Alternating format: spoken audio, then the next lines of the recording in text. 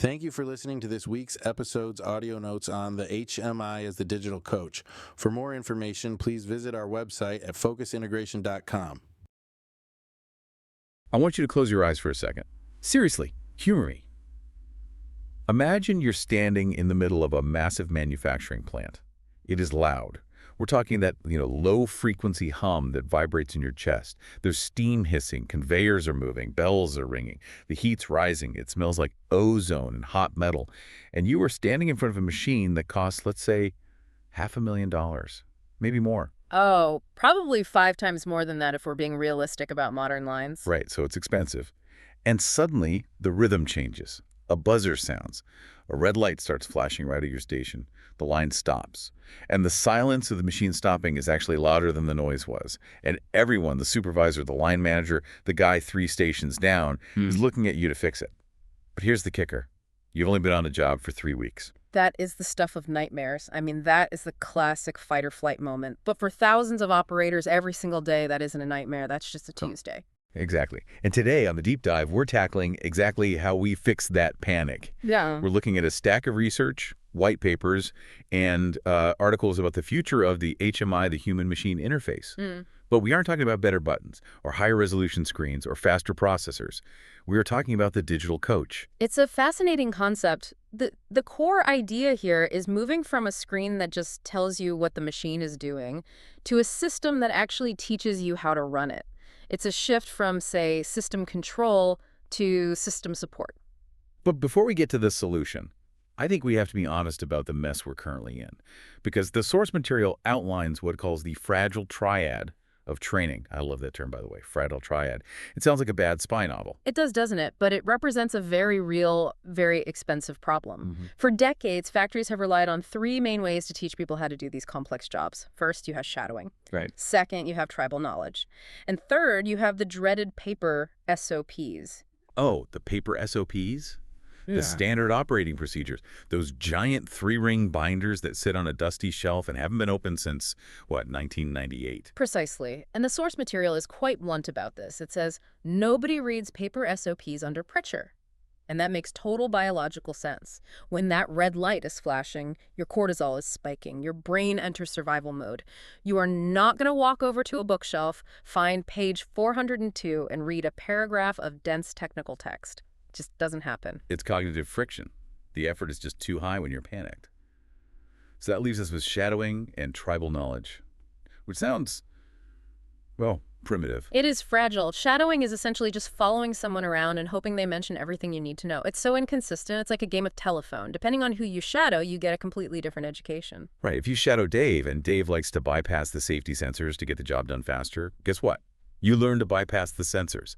You inherit all the bad habits along with the good ones. Exactly. And that bleeds directly into the second leg of the triad, tribal knowledge.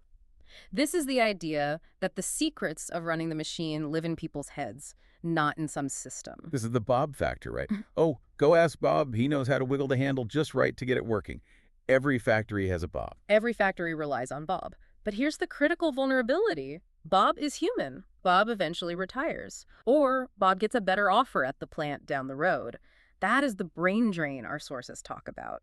When a top operator leaves all that unwritten knowledge, the art of the machine, it just walks out the door with them. And it leaves the remaining team operators, supervisors, maintenance feeling completely defeated. And management feels like they are constantly restarting from zero. We just hired a new guy, but he doesn't know the wiggle trick. So the old model is broken. It relies on humans who might be tired or hungry or just bad at explaining things. Or maybe they just aren't in the mood to train someone that day. The source lists these trainer variables: mood, memory, experience. If your training depends on whether your mentor had a good breakfast or is worried about their bills, your system is just fundamentally flawed. And the consequences are real. You get 2 operators on the same machine performing differently. You get vague problem descriptions sent to maintenance like, it's making a noise, which, helps no one. And you get safety variances. Okay, so that's the gloom and doom, the fragility. Let's pivot. The sources talk about the evolution of the HMI into a digital coach. This feels like a massive shift. We aren't just talking about a control panel anymore. No, not at all. We are talking about a fundamental change in where and when learning happens. In the old model, you learn in a classroom or a meeting or by reading a binder before you ever even touch the machine. The digital coach moves that learning directly to the production line while you're doing the work. So it's kind of just-in-time learning. It's context-aware learning. The HMI doesn't just let you control the machine, it trains you automatically. It shows you what to do, explains why it matters, and it corrects you if you get it wrong. It's essentially capturing Bob's brain and putting it into the screen. That part really stood out to me, the single source of truth. Because I've definitely been in jobs where one person tells you to do X and another person tells you to do Y, and you're just stuck. The he said, she said dynamic, the digital coach eliminates that. The standard is the standard, and it's right there on the screen. It doesn't matter if you're on the morning shift or the night shift. The machine guides you through the exact same workflow. It changes the authority structure. The authority isn't what Dave told me. The authority is the HMI. Let's get into the weeds of how this actually looks, because one thing the source emphasized heavily is the death of text blocks. Oh, thank goodness for that. Right. I mean, who wants to read a wall of text? The source says this new approach relies heavily on visuals. It's all about cognitive load. The brain processes images exponentially faster than text. Some studies suggest, 60,000 times faster? The digital coach uses animations, short looping videos, basically GIFs and photos of the actual components right in front of you. I love the list of examples they gave. What good looks like. Images, exploded views, directional arrows. It's almost like, I don't know, have you ever put together a modern Lego set? That is the perfect analogy. I was just building a set with my niece the other day. It's exactly that. Think about it. You don't read a paragraph that says, take the 4x2 brick and place it adjacent to the axis. You just see a picture of the brick, an arrow showing where it goes, and click. You don't even need to speak the same language to build it. That's the key.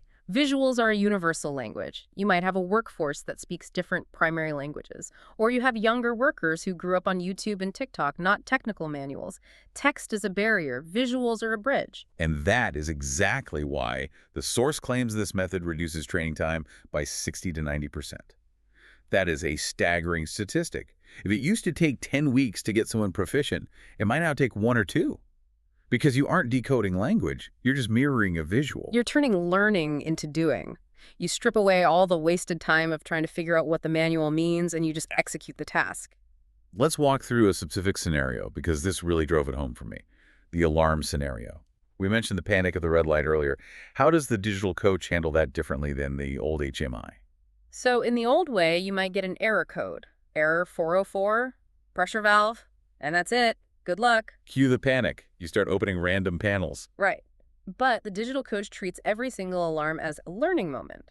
The source outlines this 6-step guide that pops up instantly. Okay, let's unpack those 6 steps. I think this is crucial to understanding the difference. Okay. First, it tells you the cause of the error.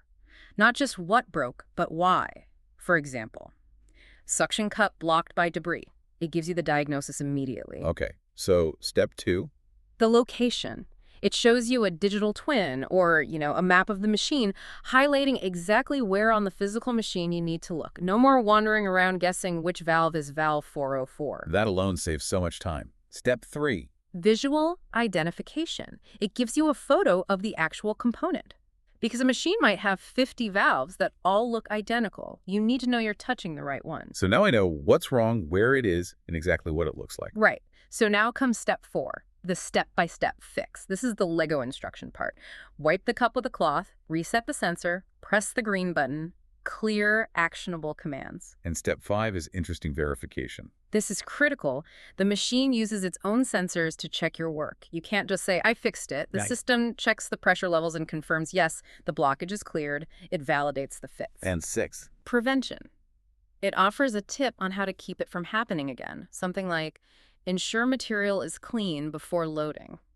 That is profound. It turns a moment of frustration, oh no, I broke it, into a mini lesson. You actually walk away smarter than you were before the alarm even went off. It changes the emotional landscape of the factory floor. Instead of feeling unsupported or incompetent, the operator feels guided. And because it's happening in real time, the retention is so much higher. You learn best when you have an immediate need to know the information. Now, here's where it gets really interesting for me. The smart aspect of the coach. It's not just spitting out the same loop for everyone, right? It knows who's logged in. This is the adaptive difficulty. And it's crucial because you don't want to annoy your expert operators. If you've been running this machine for 10 years, you don't need the Lego-style instructions for every single button press. Right, that would be patronizing. You'd feel like the machine thinks you're stupid. Exactly. So for the expert, the system offers shortcut workflows. Less hand-holding, maybe just a checklist. But for the beginner, it slows down. More guidance, more steps, more context explanations. It adjusts to the skill level of the human standing in front of it. It's like a video game that adjusts the difficulty setting based on how well you're playing. It creates a pathway for advancement. You can actually level up on the machine. As you log more hours and complete tasks without errors, the system sort of graduates you. It removes the training wheels. And speaking of video games, the source mentions the psychology of feedback loops, positive reinforcement. The HMI actually acknowledges when you do things right. It sounds trivial, doesn't it, getting a compliment from a machine? But the messages, like great job sensor cleared or step executed perfectly, they utilize basic behavioral psychology. It's a little dopamine hit. It is. Small wins build confidence. Confidence builds capability. And capability builds retention. People quit jobs when they feel overwhelmed or when they feel like they can't win. If the machine is constantly validating that they're doing a good job, they're much more likely to stick around. We have to talk about the data, though, because whenever we talk about smart machines watching us work, tracking our errors and our time, it can sound a little Big Brother. It feels like surveillance. That is always the tension with digital transformation, yeah. But the source frames this not as surveillance, but as the solution to the shift war. Oh, the shift war. Day shift messes everything up, and night shift has to fix it. Precisely. It's a tale as old as manufacturing. But the digital coach tracks everything. It ensures that the night shift and the day shift are forced to use the exact same workflow. It prevents unauthorized shortcuts. So you can't just bypass the safety check because you're in a hurry. The machine won't let you. It enforces the sequence. But behind the scenes, it's also collecting data on competency. It tracks tasks completed, mistakes corrected, time per action. And this turns skill into a number. Right. Instead of a supervisor just guessing, I think Sarah's ready for the advanced line, they can look at the data. Sarah has handled this alarm 14 times with 0 errors, and her cycle time is down to 30 seconds. It makes skill measurable. And as the source says, once it's measurable, it's manageable. It takes the bias out of it. It helps identify who needs help and who is ready for a promotion. It's not about catching people doing something wrong. It's about validating that they're doing it right. It really seems like this solves so many of the complaints we heard at the beginning. We don't have time to train. Well, now training happens while you work. Training doesn't stick. Well, now it's visual and constant. It really is a total systemic fix. It protects quality because mistakes are caught instantly. It reduces the cognitive load on the worker so they aren't stressed out trying to memorize some handbook. And it speeds up that time to competency that every plant manager obsesses over. I want to circle back to something you mentioned earlier about the fragile triad. We're essentially replacing fragile human memory with a robust digital system. But does that mean the humans become robots, just following instructions? That's the worry, isn't it? That we're de-skilling the workforce. But I think the source argues the opposite. By taking the rote memorization and the how do I fix this simple thing anxiety off the operator's plate, you actually free them up. You give them the confidence to understand the machine on a deeper level. Because they aren't just pushing buttons, they're being told why it matters. The source mentioned that, specifically explaining the why. Yes. And when you understand the why, we clean the sensor because dust causes a pressure drop, you aren't a robot. You're a technician. You're a problem solver. The digital coach is elevating the role of the operator, not diminishing it. And it handles that brain drain issue. If Bob retires tomorrow, the HMI still knows everything Bob knew. Exactly. The tribal knowledge is captured and standardized. The factory becomes resilient. It doesn't matter who leaves or who joins. The core knowledge is embedded in the hardware itself. So let's summarize where we are. We have moved from a world of shadowing and dusty binders to a world of real-time, visual, adaptive coaching that lives on the screen right in front of you. It is the end of the I didn't know that step mattered excuse. It's the end of, well, Bob taught me differently. It creates a unified high-performance standard that everyone can achieve. And it makes the job less scary. I keep going back to that image of the 20-year-old new hire standing in front of the flashing red light. With this technology, they aren't alone. They have a coach right there with them. And that matters. In an industry that is desperate for workers, making the job accessible and manageable is the only way to survive. You have to make the complex simple. We have covered a lot of ground today, from the failure of the old model to the psychology of, positive reinforcement from a machine.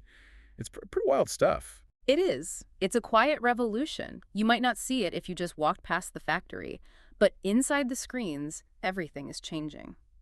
So here's the thought I want to leave you with today. We spend so much time worrying about robots taking our jobs. We hear automation, and we think replacement. Hmm. But this deep dive suggests something different. It does. It suggests a partnership. Exactly. If the machine becomes the teacher, if the machine's job is to make you smarter, to make you better at your job, what does that mean for the ceiling of human potential? We aren't limited by how fast we can memorize a textbook anymore. We're instantly enabled by the tools we hold. It means the barrier to entry drops, but the ceiling for performance skyrockets. It's not man versus machine, it's man plus machine. And that is a future of work I think we can all get excited about. Thanks for listening to the deep dive. We'll see you on the next one. Thank you for listening to this week's episode's audio notes on the HMI as the Digital Coach. For more information, please visit our website at focusintegration.com.